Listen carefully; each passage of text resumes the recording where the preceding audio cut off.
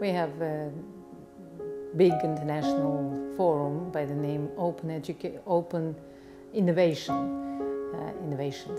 and we demonstrate there in a small exhibition, like 200 meters, the concept of a new school. Where should education go? How to do the next step? So we just try to show a different kind of zones in the classroom where different things happen. For example, in elementary school, when 6-year-old children, just in their first week in the school, started to be deeply involved in the individual and group activities, and they discuss things and fix things using video.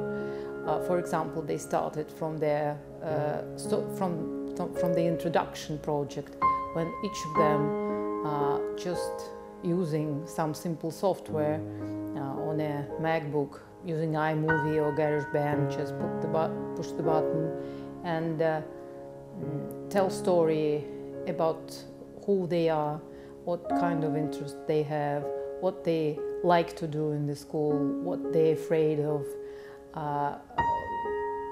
about their own animals or parents or brothers and sisters. It's just like a step in a virtual world where you can tell something to the internet, and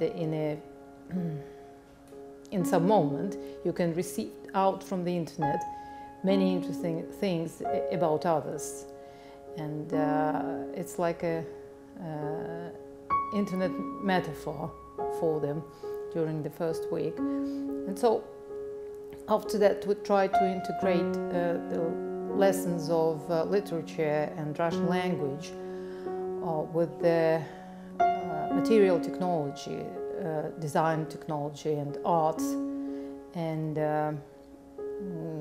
ICT.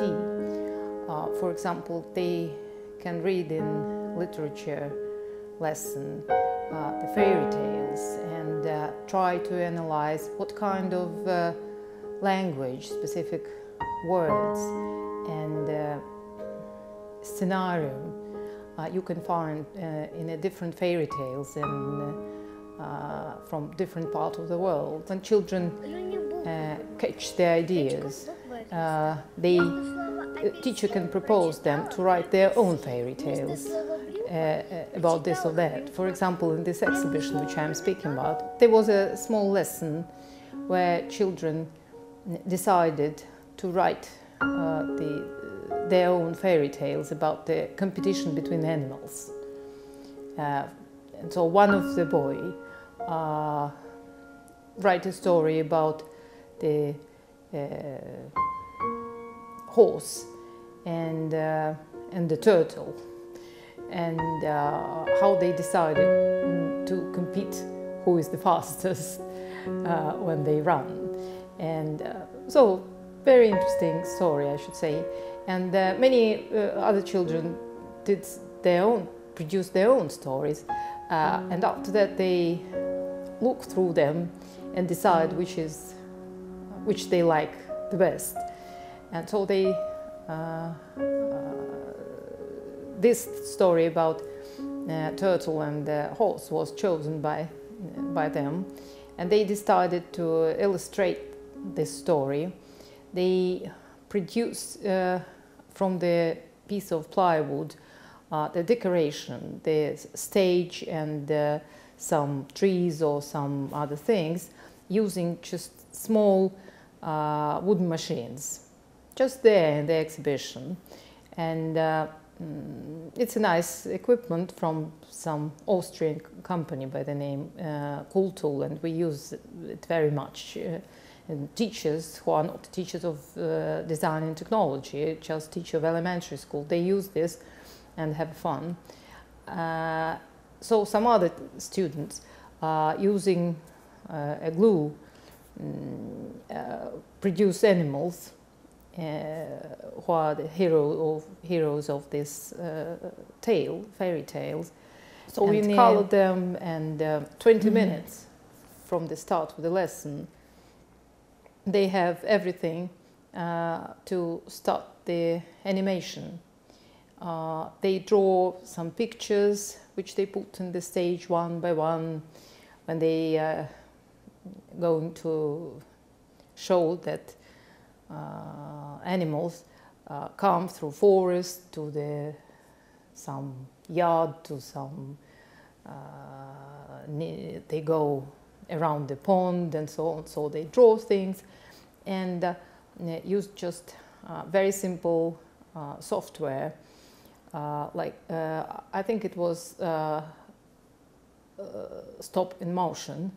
Use just video camera, just small webcam. They in the next hour they produce the whole story, and so after that they choose who will make the sounds of each of the heroes, and in the next 20-30 minutes everything was done. And after that they started to choose some music to put it, and 2 hours and very nice, I should say professional animation was created by the group of children who are 6 years old. And it's just the sample to illustrate how information technologies, the video technology, some software can help children to learn how to create something by their own hand, how to use the knowledge from one subject when you solve the problem in the other subjects and in the real life. It can help them to understand how to share the job, how to choose the best role for yourself when you are working in the group. We use video for many years for speech development in children's own language and when they study foreign languages. For example, now there are many discussions about what kind of knowledge or even competences we should develop in children's life today to give them chance to be successful on the next decade. And so it's more or less clear now that the priority in the list of educational goals now is changing radically. And we feel that today it's much more important to give children some important competences like learning through their own life, learning by themselves, learning through doing, solving new problems, not only the problems which teacher demonstrate how to solve in the lessons and show you the algorithm how to do it. So the competence to find the way, find the method how to do things by yourself or together with other people, that kind of things started more and more important than just pure knowledge from this or that subject, from this or that area, to the competent to find information in compare to receive the information from the teacher as a ready-made product started to be more and more important. And not only find, but analyze, have your own position about what you find, compare with different sources of information about the same event or obstacles, presenting information which you found somewhere or create by yourself, and be clearly understandable to others. Again, to communicate not only with the people who are close to you, but with those who are far from you.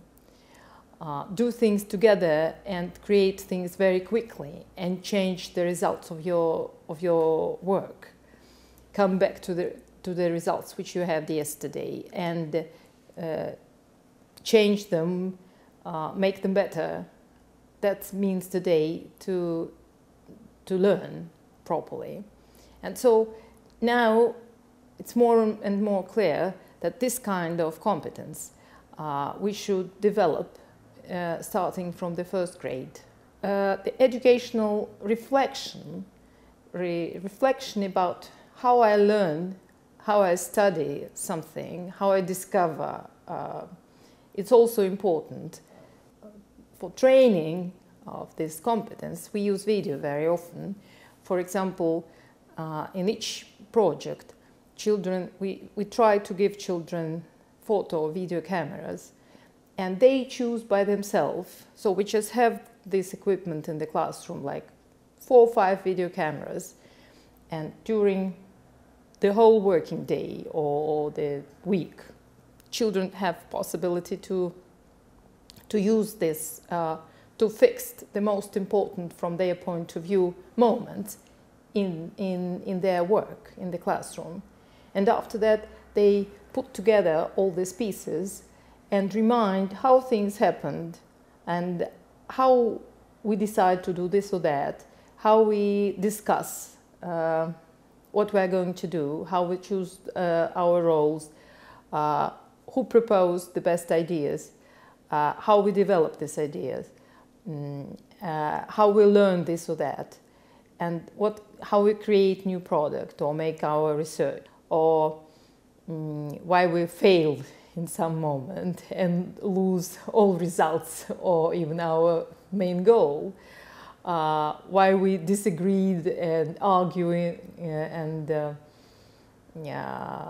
how we can change things and make the results better, what I like or don't like in my own work and the way of communicating with other or with the other members, in the work of the other members of my group.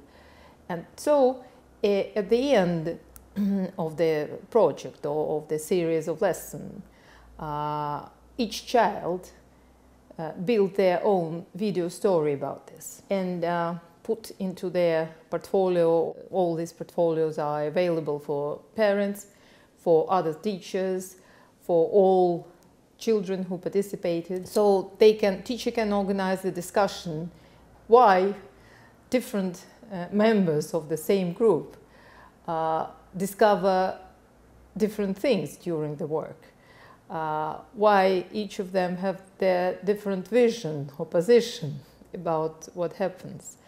And it's very, very useful for children development. And that's, I think, I called productive learning. If children from the very beginning have the experience to do some final, aesthetically good and interesting for others product, it keeps and drives their motivation very high. And I think that ICT today can help teachers to organize such kind of work. In each moment, each child can understand that if something is wrong today, I can change it and make the better product, better results next days, next months. I can come back to stuff which I developed last week and reorganize things there. And it doesn't matter, is it a literature essay or mathematical problem which I tried to solve but failed, or it's my oral speech, for example, when I try to tell how I understand this or that, how I can try again and make it better. Today, ICT is a very powerful psychological tool, psychological instrument, coming back to psychology of Vygotsky, who proposed us the term of psychological instruments of learning, and he accounted different such kind of instruments. ICT was not available at that moment, but today it's clear that ICT is one of them, but now maybe the most important one, because when children starting in the first grade to understand how they can transfer their ideas to other people, just fixing their ideas using pen and paper or keyboard or video. At that moment, we try to give them an instrument and start to create the new culture of exchanging of thoughts and communicating, and these powerful tools help them to make as much mistakes as possible. And that is learning today, that you should make mistakes and you should discover by yourself why it's good and this bad, how change things. When you just introduce to children the keyboarding as an alternative instrument of writing in compare with handwriting, just in a few months they are started to be able to write a big and interesting text. And we discovered that 6-7-year children are not afraid to do this, to write, because they understood that they can correct their writing very, very easy. And so it means that they are interested in to do more and more work to have the better and better results. And if they illustrate their writing with drawing or making animation or video, it means that, again, they have, in a very short period, with the adequate efforts, receive high-quality results. And they can improve and change and make these results better, and so on and so forth. They are not afraid to do things with this instrument. If we will analyze what happens in elementary school, we can discover that mostly all children who come to school are very encouraged to do things, to be a good student, to be successful. Teachers are very interested in transforming information. Look how this information go inside children's brain and receive the feedback that yes, everything is fine, the information came through. So that's the end of the story. And there is no place, or very little place, especially in elementary school, for children to build their own knowledge. Those children who come to school with a high level of speech development, they practically have no chance to improve. But those who had not such kind of experience in their early childhood, with whom parents not spend enough time to read or discuss things, whose grandmother didn't play enough, those who keep silence, they have practically no chance to develop their speech, because what happens when you have 25-30 kids in the classroom and teacher read some stories, and after that ask some questions, and those child who have some difficulties can stand up, being in stress, trying to tell something and didn't find the correct words, spent several minutes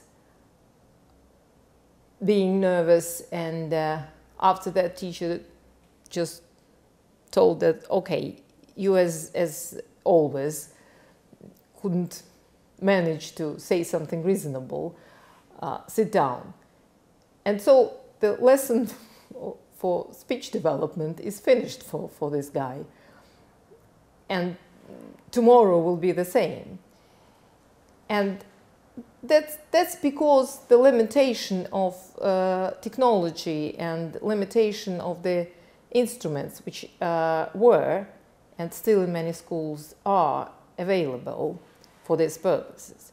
But if we will just give to each child some computer or tablet or something like this, and give them chance using just headphones to tell stories looking to his or her own illustration or photographs or pieces of video, child can start not in so stressy moment as in the classroom when you stand up and don't know how to start. And in some minute, and each child take his or her own time for doing this job, and after that each of them can hear themselves, and even by himself or herself child can understand that something is not so good. Oh, why I repeat these stupid words so many times?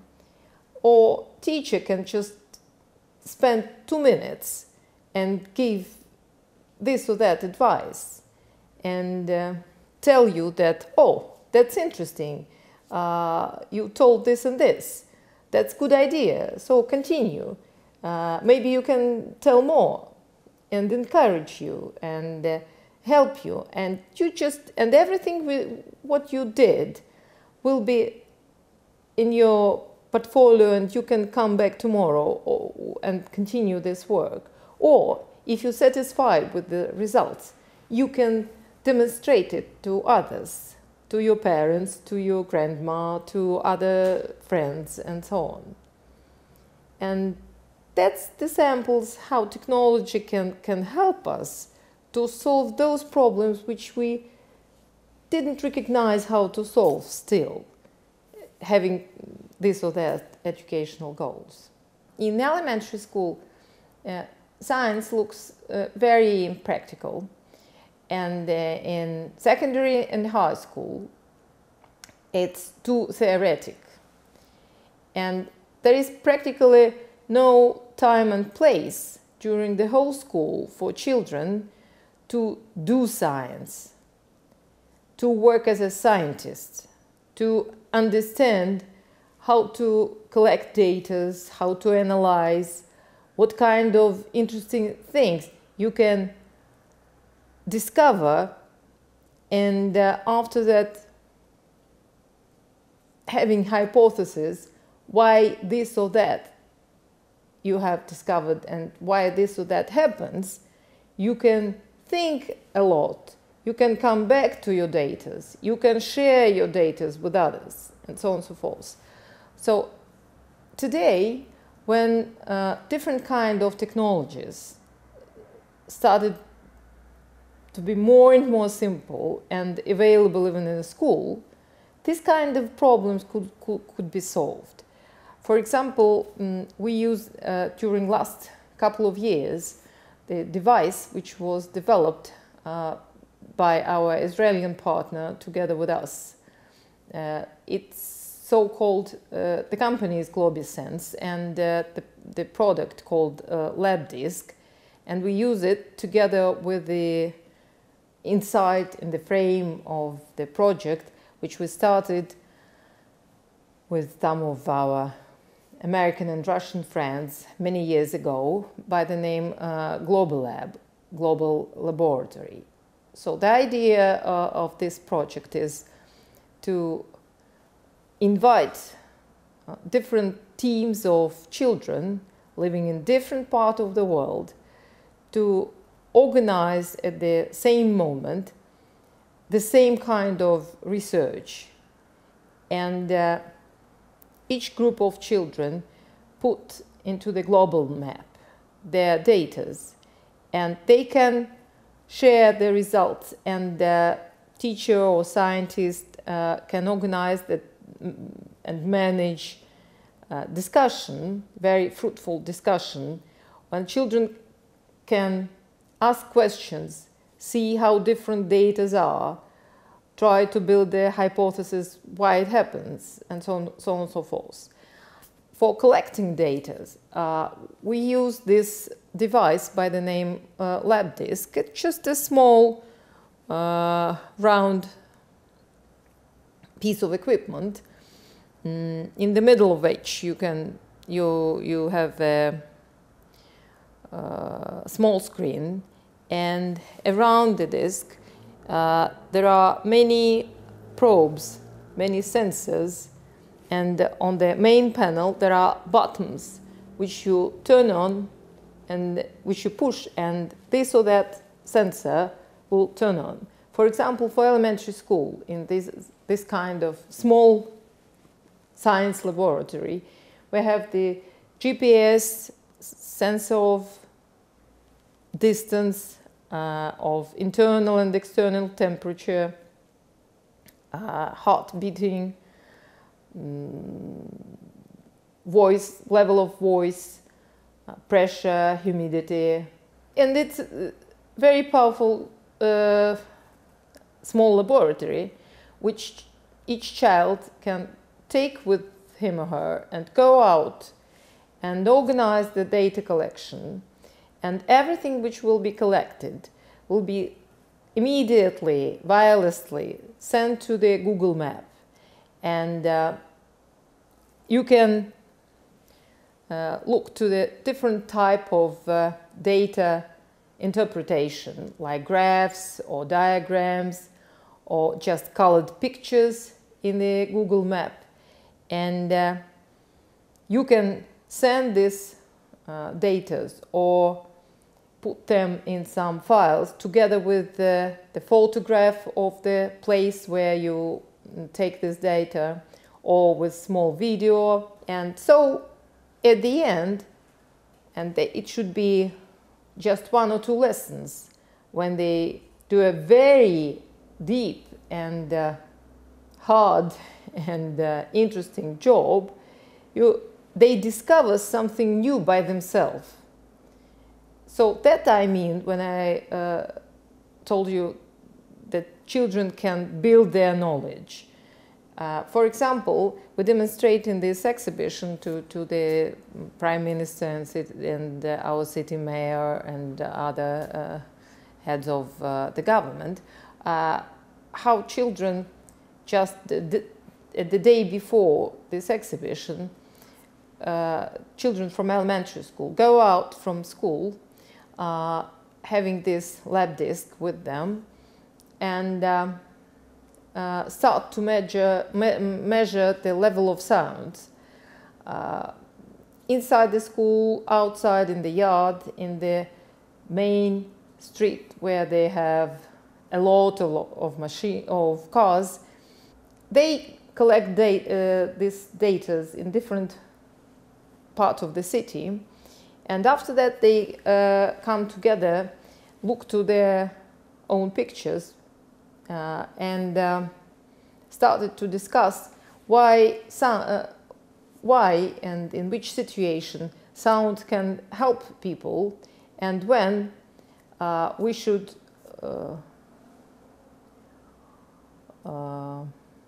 keep ourselves far from noise, and why. Yeah, they interviewed children who have their classes near, in the part of the building which windows of which just go to the street, to this loud street with a lot of cars. And they interviewed those whose windows come to the inside yard, where it's not so loudly and noisy. And children told that those who study the loud part of the building, that they are very tired at the end of the day. And those children from elementary school told that yes, that's because of noise.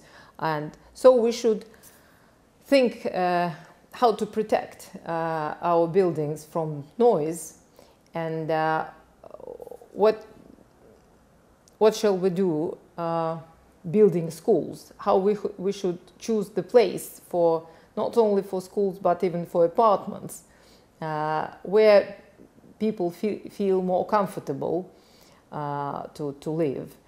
And some of them discovered that the cars who collect garbage come at 5 o'clock in the morning, and it is so noisy, and that people awake and was angry and so on. So they told we should stop such kind of things. We should reorganize this work in the city, and it should be done another time.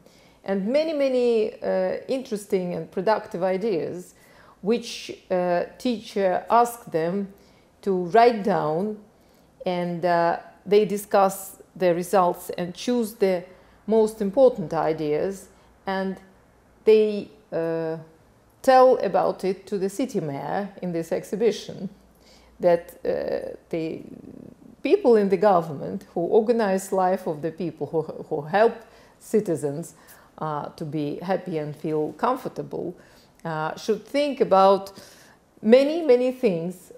And city mayor was very surprised and that such a small children have such a clever ideas. And so I think that it's again a sample how we can use technology today to help children discover the world and feel themselves independent and responsible. Also responsible for their learning and responsible for the results which they have of the learning. That's I think we should have in mind when we work with children, even with the small ones.